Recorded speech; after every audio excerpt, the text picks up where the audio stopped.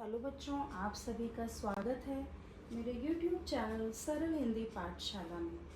बच्चों, पिछली वीडियो में हमने अनेकार्थी शब्दों के विषय में पढ़ा था। आज की वीडियो में बच्चों हम सभी तत्सम और तद्भव शब्दों के विषय में पढ़ेंगे। ये क्या होते हैं, इनका प्रयोग कैसे होता है, परिभाषा और उदाहरण देख लेते हैं। बच्चों, हम सबसे पहले तत्सम शब्द किसे कहते हैं, इसकी परिभाषा है बेटा, वे शब्द जो सीधे संस्कृत से ज्यों के त्यों हिंदी में लिए गए हों उन्हें तत्सम शब्द कहते हैं। ठीक है, ज्यों के त्यों का मतलब जैसे संस्कृत में थे बिल्कुल उसी तरह बिना किसी परिवर्तन के उन्हें जब हिंदी में ले लिया जाता है बेटा, तो उसे हम तत्सम शब्द कहते हैं। इनमें कोई परिवर्तन नहीं किया गया होता। ठीक है, तो तत्सम क्लियर हो गया। इनके कुछ उदाहरण हैं बेटा, गगन, मित्र, छात्र, अग्नि और आकाश। अब हम जान लेते हैं बेटा तद्भव शब्द किसे कहते हैं। इसकी परिभाषा है बेटा, वे शब्द जो संस्कृत के शब्दों से बदलते बदलते चेंज होते होते परिवर्तित होते होते हिंदी या प्राकृत अपभ्रंश के माध्यम से बने हों उन्हें तद्भव शब्द कहते हैं। इनमें ध्वनि और रूप का परिवर्तन होता है। अब आप सोच रहे होंगे बेटा ये प्राकृत और अपभ्रंश क्या है, तो बच्चों ये भी भाषा है, प्राकृत भाषा और अपभ्रंश भाषा। प्राकृत का अर्थ होता है बेटा प्राकृतिक या स्वाभाविक। ठीक है, प्राचीन काल में ये जनसाधारण की भाषा हुआ करती थी जिसे आम लोग बोलते थे बेटा। ये संस्कृत की अपेक्षा सरल होती थी। कौन सी भाषा? प्राकृत भाषा। और अपभ्रंश भाषा किसे कहते हैं बेटा? वे भाषाएं जो प्राकृत से भी बिगड़कर और बिगड़ गई। अपभ्रंश का अर्थ होता है बच्चों बिगड़ी हुई भाषा, और बिगड़ गई, धीरे धीरे बोलते बोलते उसमें परिवर्तन आ गया, तो उसे हम अपभ्रंश भाषा कहते हैं। ठीक है, यह प्राकृतिक और आधुनिक भाषाओं के बीच की कड़ी है, अपभ्रंश भाषा। ठीक है बच्चों, क्लियर है सभी को? तो अब हम देख लेते हैं ये जो अपभ्रंश भाषा है बच्चों, इससे कौन सी भाषाएं लिखी गई हैं? गुजराती, मराठी आदि। ठीक है बेटा, मराठी नहीं सॉरी, गुजराती, राजस्थानी और पंजाबी। क्लियर है बेटा? चलिए अब हम देख लेते हैं, एक बार और समझ लेते हैं तत्सम कौन से शब्द हैं जो संस्कृत से ज्यों के त्यों ले लिए गए हैं हिंदी भाषा में, उसे हम तत्सम शब्द कहते हैं। और तद्भव शब्द वो होते हैं बेटा जो संस्कृत के शब्दों से बदलते बदलते चेंज होते होते वो आ गए हैं हमारी हिंदी में, अब हमारी भाषा में, बोलचाल की भाषा में शामिल हो गए हैं, तो उन्हें हम तद्भव शब्द कहते हैं। ठीक है, उनके उदाहरण हैं कुछ, आग, कान, सांप, मीत आदि। ठीक है बच्चों, प्रतियोगी परीक्षाओं में बेटा कुछ बहुत ही महत्वपूर्ण तत्सम तद्भव शब्द हैं जो अक्सर रिपीट होते हैं, वो मैंने आपके लिए यहाँ पर लिखे हैं, इनको समझ लेते हैं। अग्नि एज इट इज ले लिया गया संस्कृत से, तो ये क्या हो गया बेटा? तत्सम। इसका तद्भव हो गया जो आम भाषा में प्रयोग होता है, बदलते बदलते रूप इसका परिवर्तित हो गया, वो है आग। ऐसे ही चंद्र, इसका बदला हुआ रूप क्या हो गया? तद्भव रूप चांद।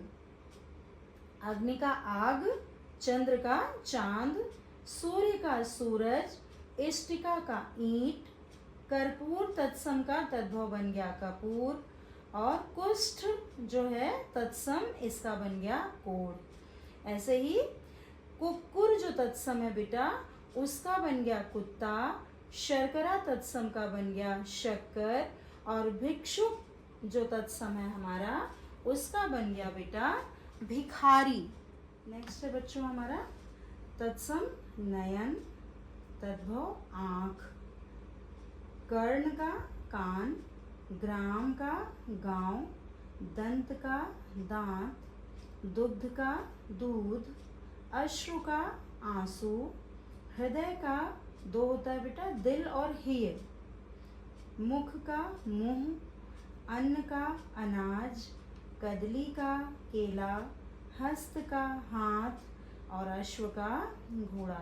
बच्चों एक बात और बताना चाहती हूँ मैं कि ये जो तत्सम और तद्भव शब्द हैं ये बोर्ड परीक्षाओं में बेटा 2 से 5 नंबर तक आते हैं। और जो हमारी प्रतियोगी परीक्षाएं हैं बेटा, ये बैंक की और यूपीएससी की, आपके बीएड की, यूपी टेट और सी टेट वगैरह की, इसमें ये बच्चों 5 से 10 नंबर तक आता है।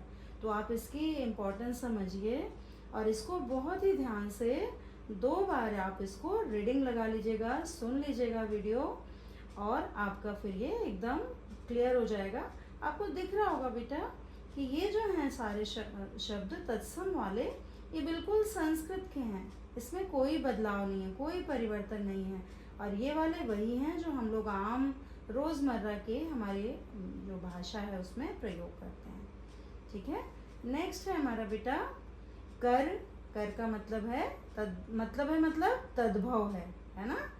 हाथ, ताम्र का तांबा, राजन का राजा, मातृका माता, कन्या का लड़की, रात्रि का तद्भव रात, जल का पानी, वृष्टि बच्चों ध्यान देना ये इम्पोर्टेंट है, वृष्टि का बारिश, शिशु का बच्चा, बालक का भी बच्चा होता है, ध्यान दीजिए दोनों का बच्चा है, वदन का मुंह और चेहरा 2 होते हैं बेटा, और पादुक का पाँव और जूता दोनों होते हैं, जिह्वा का जीभ होता है। बेटा एक चीज़ और ध्यान देना, इसमें बहुत सारे ऐसे हैं जो आपको ऑलरेडी पता हैं, जो पता हैं उन्हें तो आप 2 बार बस सुन के काम हो जाएगा, लेकिन जिनका नहीं पता, जैसे वृष्टि हो गया है ना, वदन हो गया, तो इनका आपको और 2-4 बार देख लेना चाहिए।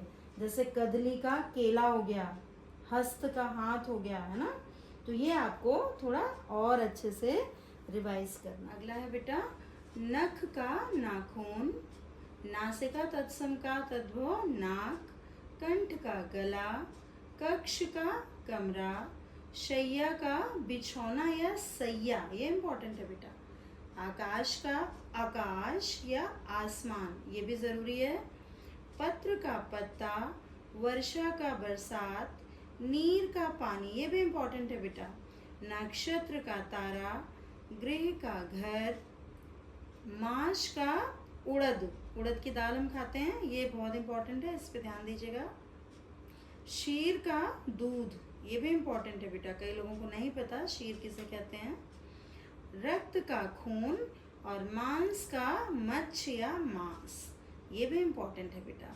तो ये सभी जो आपके लिए तत्सम और तद्भव शब्द मैंने यहाँ पढ़ाए हैं, समझाए हैं, ये आपके लिए बहुत ही ज़रूरी हैं। इनको आप ध्यान से पढ़ लेंगे तो आपके 5 से 10 नंबर आपके पक्के बिल्कुल। बोर्ड परीक्षा वालों को भी 2 से 5 नंबर बिल्कुल ही ज़रूर मिलेंगे। तो बच्चों धन्यवाद। अगर आपको वीडियो पसंद आए तो आप लाइक सब्सक्राइब ज़रूर करें, और कहीं कोई डाउट आए तो कमेंट बॉक्स में कमेंट कर दें। धन्यवाद।